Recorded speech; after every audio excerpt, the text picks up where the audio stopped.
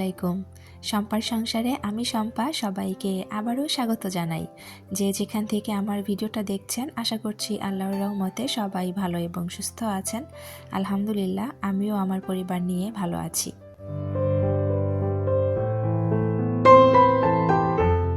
চলে এসেছি আরও একটা নতুন ভিডিও নিয়ে। তো আশা করছি ভিডিওটা আপনাদের কাছে ভালো লাগবে। গতকালকে যেহেতু বিরিয়ানি রান্না করেছিলাম, যার কারণে আমি শোকেস থেকে কিছু প্লেট বাটি নামিয়েছিলাম। আমি সাধারণত এই সিরামিক বা কাঁচের প্লেট বাটি কোনো কিছু ব্যবহার করতে পারি না, কারণ যেহেতু আমার ছোট বাচ্চা আছে। বাইরে বের করে রাখলে দেখা যাবে শখের একটা জিনিস ভেঙে গেলে কিন্তু খুব খারাপ লাগে, যার কারণে আমি এগুলো সবসময় শোকেসের মধ্যেই রাখি। আর বাসায় সবসময় আমি কিন্তু স্টিল বা মেলামাইনের জিনিসই বেশি ব্যবহার করি। তবে একবারে সবসময় কিন্তু শোকেসের মধ্যে জিনিসগুলো রাখতেও ভালো লাগে না। মাঝে মাঝে কিন্তু ইচ্ছা করে নিজেরা একটু ব্যবহার করি, যার কারণে দেখা যায় যে শুক্রবার করে অথবা যদি কোনো কিছু ভালো কিছু রান্না করি সেই ক্ষেত্রে তখন কিন্তু আমি শোকেস থেকে এগুলো নামিয়ে নেই। তো এগুলো হচ্ছে গতকালকে যেহেতু নামিয়েছিলাম, তো ভাবলাম আজকে ধুয়ে একদম সুন্দর করে মুছে তারপরে রেখে দিই। তো আমি থালা বাসনগুলো সুন্দর করে মুছে নিয়েছি।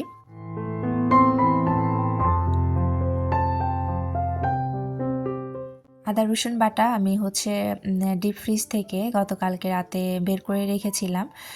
এই রিফিলের কাজগুলো আসলে রাতের বেলা করলে বেশি ভালো হয়, কিন্তু গতকালকে রাতে আমি হচ্ছে এই নামিয়ে রেখেছিলাম আর কি, যার কারণে বরফটা এখন ছেড়ে গিয়েছে। তো ভাবলাম যে এখন ভরে রাখি, কারণ এখন যেহেতু রান্না করব তার আগে এটা ভরে নিলে একটু সুবিধা হবে।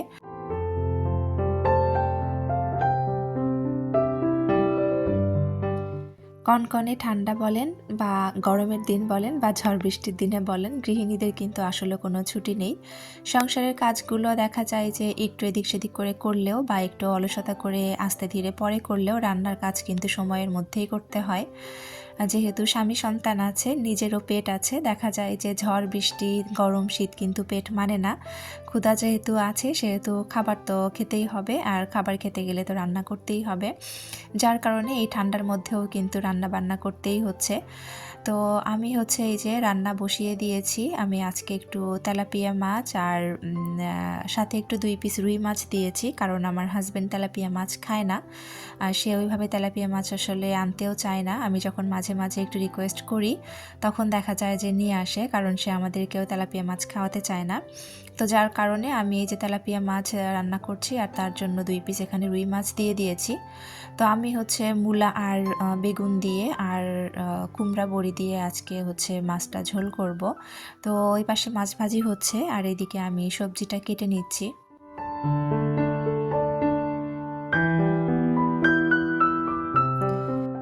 যারা আমার ভিডিওটা দেখা শুরু করেছেন প্লিজ ভিডিওতে একটা লাইক দিয়ে পুরো ভিডিওটা কন্টিনিউ করবেন, কারণ আপনার একটা মূল্যবান লাইক আমার ভিডিওটা আরও অনেকের কাছে পৌঁছে দিতে সাহায্য করবে।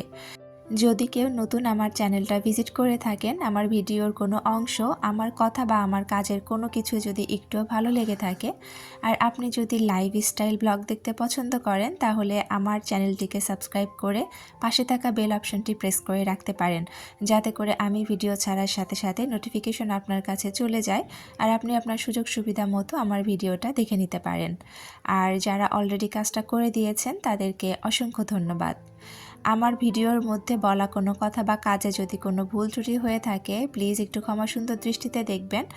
আর প্রত্যেকের কাছে রিকোয়েস্ট করে নিয়েছি আমার ভিডিওটা স্কিপ করে বা টেনে টেনে কেউ দেখবেন না।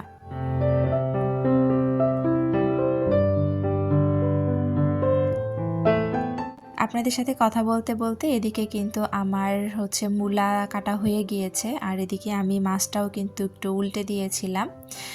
আর আমার যে বোতল দুটাতে তেল দেখতে পাচ্ছেন, একটাতে কিন্তু সরিষার তেল আর একটাতে আছে হচ্ছে রাইস ব্র্যান তেল আর কি। তো অনেকেই দেখে হয়তো ভাববেন যে এটা সরিষার তেল হয়তো খাই। সরিষার তেল মাঝে মাঝে এমনি শখের বশে খাওয়া হয়, তবে এটা হচ্ছে রাইস ব্র্যান, এই জন্য কিন্তু তেলের কালারটা এরকম লাগছে দেখতে। রাইস ব্র্যান তেলটা না আমার বিয়ের পরে আমার হাজব্যান্ড কখনো নিয়ে আসেনি। আমি হচ্ছে আমার আব্বু আগে একবার না দুইবার মনে হয় এনেছিল শখ করে খাওয়ার জন্য। আব্বু বলেছিল এটা নাকি স্বাস্থ্যের জন্য ভালো, তো ওই জন্য কিন্তু উনি এনেছিলেন, কিন্তু আমার হাজব্যান্ড কখনো নিয়ে আসেনি। এবার ফার্স্ট টাইম সে হুট করে এই তেলটা এনেছে। যে খেয়ে দেখবে যে আসলে ওই জিনিসটা খেতে কেমন, যার জন্য কিন্তু তেলটা এরকম লাল রঙের। তো যাই হোক, এইদিকে আমি হচ্ছে কুমড়া বড়িটা নিয়ে নিয়েছি। এখন কুমড়া বড়ি যতটুকু প্রয়োজন অতটুকু আমি ঢেলে নিব। কুমড়া বড়ি কিন্তু খেতে অসম্ভব মজা হয়। কারা কারা খান জানি না, বা কারা কারা চেনেন, যদি না চিনে থাকেন কমেন্ট করে জানাতে পারেন। আর কুমড়া বড়ি কিন্তু আমরা অনেক বেশি পছন্দ করি। তো দেখা যায় শীতের দিনে কিন্তু যেরকম মানে যে কোনো মাছের ঝোল, সবজি দিয়ে মাছের ঝোল টোল করলে তার মধ্যে কুমড়া বড়ি খেতে কিন্তু অসম্ভব মজা হয়। তো যাই হোক, এই যে মাছ ভাজাটা উঠিয়ে নিয়েছি, আর আরেকটু তেল দিয়ে তার মধ্যে আমি হচ্ছে এখন বড়িগুলো দিয়ে দিয়েছি। এখন এই বড়িগুলো খুব সুন্দরভাবে ভেজে নিব।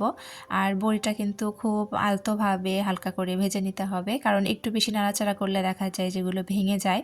আর ভেঙে গেলে দেখা যায় তরকারিটা পুরোটা কেমন যেন ঘেটে যায়, খেতে ভালো লাগে না। যার জন্য সবসময় চেষ্টা করি যে বড়িগুলো যেন আস্ত থাকে।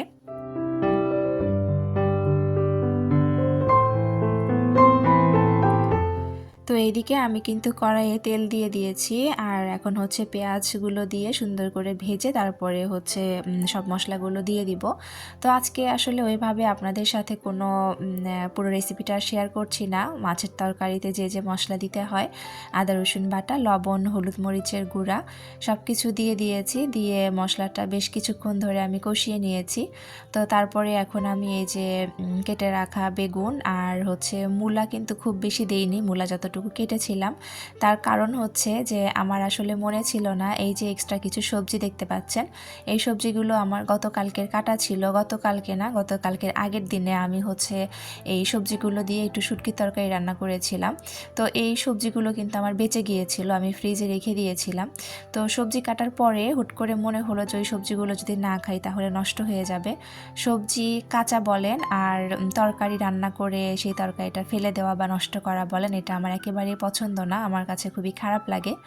যার জন্য ভাবলাম যে তাহলে আজকে যেহেতু মূলাটা কেটেছি, মূলা পুরাটা দিলে দেখা যাবে তরকারি বেশি হয়ে যাবে। ওখান থেকে কিন্তু আমি কিছুটা মূলা উঠিয়ে রেখেছি, আর ওই গতকালকের আগের যে সবজিগুলো ছিল সেই সবজিগুলো কিন্তু আমি এখানে সুন্দর করে অ্যাড করে দিয়েছি। তো এই সবজির মধ্যে কিন্তু গাজর, আলু, তারপরে সিম ছিল, ব্রকলির ডাঁটা ছিল। তো সব কিছু মিলিয়ে তারপরে কিন্তু আমি সবজিটা সুন্দর করে কষিয়ে নিয়েছি। আর শীতের দিনে দেখবেন যে মেশানো সবজির তরকারি খেতে কিন্তু অসম্ভব ভালো লাগে। আমার হাজব্যান্ড তো অনেক বেশি পছন্দ করে একদম সব রকম সবজি দিয়ে মাছ দিয়ে ঝোল করা। তবে আজকে আমার ধনিয়া পাতাটা ছিল না, যার জন্য কিন্তু আমি ধনিয়া পাতাটা দিতে পারিনি। তো যাই হোক, এদিকে তরকারিটা কিন্তু আমার হয়ে গিয়েছে। তরকারি এখন আমি এই বলটার মধ্যে ঢেলে নিব। তরকারিটা খেতে কিন্তু অসম্ভব মজা হয়েছিল, তরকারি দেখেও হয়তো সেটা বুঝতে পারছেন। যাই হোক, তো ভিডিও শেষ পর্যায়ে চলে এসেছি। ভিডিওটা কেমন লেগেছে ছোট্ট একটা কমেন্ট করে জানাতে ভুলবেন না।